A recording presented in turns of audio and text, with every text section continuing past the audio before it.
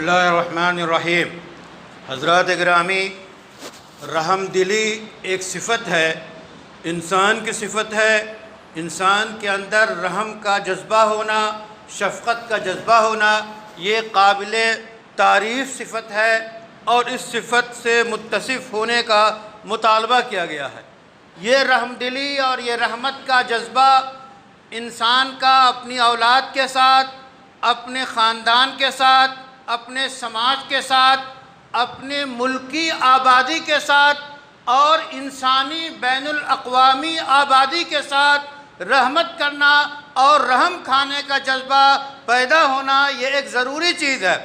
اس کے علاوہ جو چیزیں زندہ ہیں، جو اللہ کی مخلوق ہے، ان پہ رحم کرنا، پرندوں پہ، چرندوں پہ، درندوں پہ، جتنی اللہ کی مخلوقات ہیں اور ان کو سنبھالنے کی، سنوارنے کی ضرورت ہے، تو ان کو سنبھالنا اور سنوارنا، یہ رحم کرنا ہے ان کے اوپر۔ جیسے کوئی درخت خشک ہو رہا ہے، پانی ڈال دینا تاکہ وہ ہرا بھرا ہو جائے، یہ بھی رحمت کا جذبہ ہے اور رحم کا جذبہ ہے۔ حدیث ہے رسول اکرم صلی اللہ علیہ وسلم سے، حضرت عبداللہ ابن عمر نے نقل کیا کہ الراحمون یرحمہم الرحمن، کہ رحمان جو ہے رحمت کرنے والوں پہ رحم کرتا ہے۔